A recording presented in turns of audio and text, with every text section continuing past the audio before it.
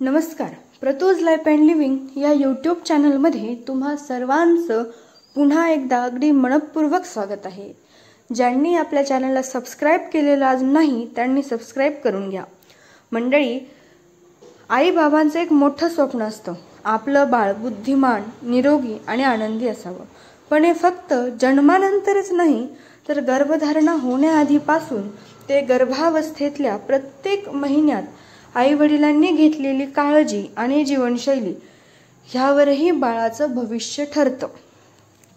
तर मंडळी, आजच्या व्हिडिओत आपण जाणून घेणार आहोत की गर्भधारणेआधी काय तयारी करावी, गर्भ अवस्थेत आईने काय खावं, काय खाऊ नये, त्याचबरोबर गर्भधारणेत वडिलांची भूमिका काय असते, त्याचबरोबर सर्वात महत्त्वाचं म्हणजे जर बाळ बुद्धिमान आणि हेल्दी व्हावं अशी तुमची इच्छा असेल तर आयुर्वेदिक, आधुनिक विज्ञान आणि पारंपरिक उपाय नेमके कुठले कुठले आहेत हे आपण पाहणार आहोत. त्यासाठी व्हिडिओ स्किप न करता अगदी शेवटपर्यंत लक्षपूर्वक पहा, कारण आपण फक्त एक मूल नाही तर भविष्यातली पुढची पिढी घडवणार आहोत. आता गर्भधारणेपूर्वी काय तयारी करावी? प्रीकन्सेप्शनल हेल्थ. आई आणि वडील दोघांचीही शारीरिक आणि मानसिक आरोग्य उत्तम असणं आवश्यक आहे.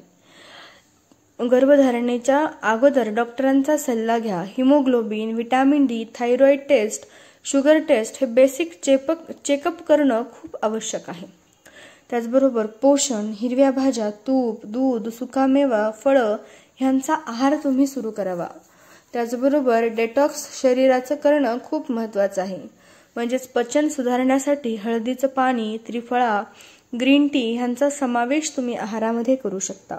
त्याचबरोबर आयुर्वेदात सांगितले की गर्भधारणा करण्याआधी शरीर शुद्धीकरण केलं तर बाळ अधिक निरोगी होतं.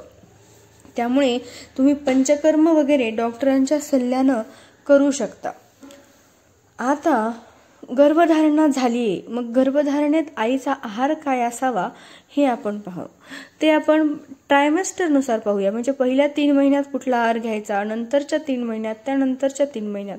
तर पहिल्या 3 महिने तुम्ही साधा हलका आहार घ्या. दूध, खिचडी, मूग डाळ, तुपाचा वापर तुम्ही आहारात करा. जास्त मसालेदार, तेलकट अन्न खाऊ नका, ते सहसा टाळा.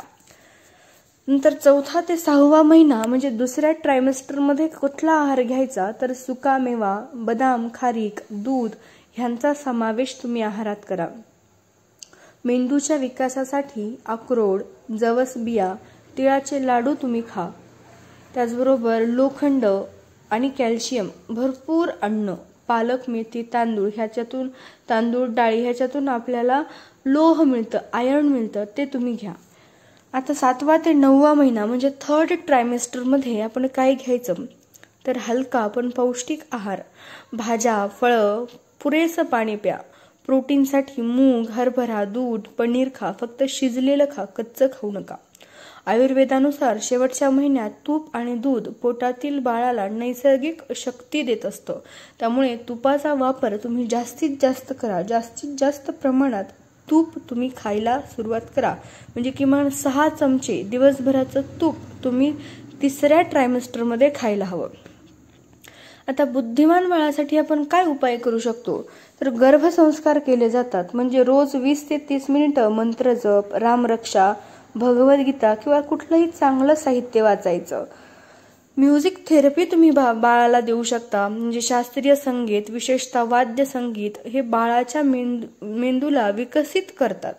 पॉझिटिव्ह एन्व्हायरमेंट तुमच्या अवतीभोवती ठेवा. घरात भांडणं, नकारात्मक चर्चा करणं टाळा.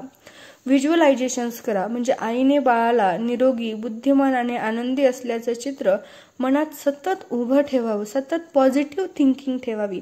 पॉझिटिव्ह विचार करावा की आपलं बाळ हेल्दी आहे, बाळ कसं आहे, कसं हेल्दी असेल हे व्हिज्युअलायझेशन तुम्ही तुमच्या मनात करत राहा. आता या पूर्ण प्रेग्नन्सीमध्ये वडिलांची भूमिका काय असते, तर आईला मानसिक आधार देणं हे सर्वात महत्त्वाचं काम वडिलांचं असतं. तिच्या आहारात आणि दिनचर्येत आईला मदत करणं, गर्भसंस्कारात सहभागी होऊन मंत्र, कथा किंवा संगीत तिला ऐकवणं, वडिलांचं शांत सकारात्मक मन हेही बाळावर फार मोठ्या प्रमाणात परिणाम करत असतं. त्यामुळे वडिलांची मनस्थिती ही आईवर म्हणजे आईची मनस्थिती वडिलांवर डिपेंड असते आणि बाळाची मनस्थिती आईवर. त्यामुळे वडिलांनी आईने हास्यमुख, निरोगी, शांत राहणं गरजेचं आहे. आता गर्भावस्थेत काय टाळावं तर आपल्याला माहिती, जंक फूड खाऊ नये, जास्त तिखट मसालेदार अन्नपदार्थ गर्भावस्थेत खाऊ नयेत, नकारात्मक विचार करू नये, ताणतणाव घेऊ नये, जास्त मोबाईल, टीव्ही किंवा लॅपटॉपचा वापर करू नये, झोपेकडे दुर्लक्ष करू नये, कमीत कमी 7 ते 8 तासांची झोप घेणं फार आवश्यक आहे. त्याहून जास्तही झोप तुम्ही घेऊ नका, कारण खूप झोप घेतली तर बाळही झोपाळू होण्याची फार शक्यता असते. त्यामुळे कमीत कमी 7 ते 8 तासांची झोप तुम्ही घ्या.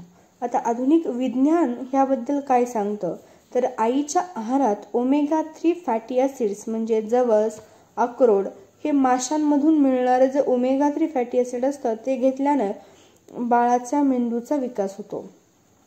फॉलिक ॲसिड आणि आयरन टॅब्लेट्स नियमित घेणं फार गरजेचं आहे.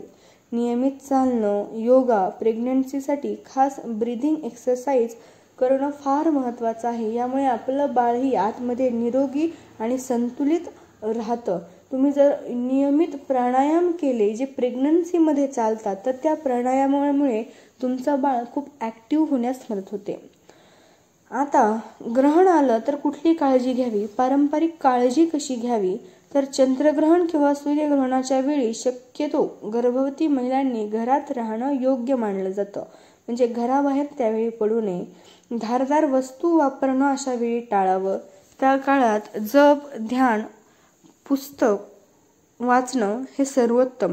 म्हणजे कुठलाही तुमच्या इष्टदेवतेचा जप करावा, इष्टदेवतेचं ध्यान करावं किंवा कुठलंही आध्यात्मिक एखादं पुस्तक, ग्रंथ तुम्ही त्या काळात वाचावा. म्हणूनच मंडळी, जर बुद्धिमान आणि हेल्दी बाळ जर तुम्हाला हवं असेल तर गर्भधारणेत पूर्वतयारी योग्य करा. गर्भावस्थेत पौष्टिक आहार घ्या. सकारात्मक विचार, संगीत आणि संस्कार बाळाला द्या. आईसोबत वडिलांनीही सक्रियरित्या सहभाग घ्या. लक्षात ठेवा, आईच्या पोटात वाढणारं बाळ म्हणजे एक पवित्र बीज आहे. त्याला योग्य आहार, योग्य संस्कार आणि योग्य वातावरण मिळालं तरच ते निरोगी, बुद्धिमान आणि आनंदी व्यक्तिमत्व होऊ शकतं. हे कायम लक्षात ठेवा. जर ही माहिती तुमच्यासाठी उपयुक्त वाटली असेल तर नक्की लाईक करा, शेअर करा आणि प्रतूज लाईफ अँड लिव्हिंग या चॅनलला सबस्क्राईब करायला अजिबात विसरू नका. पुन्हा भेटूया अशाच पुढच्या व्हिडिओत. तोपर्यंत धन्यवाद.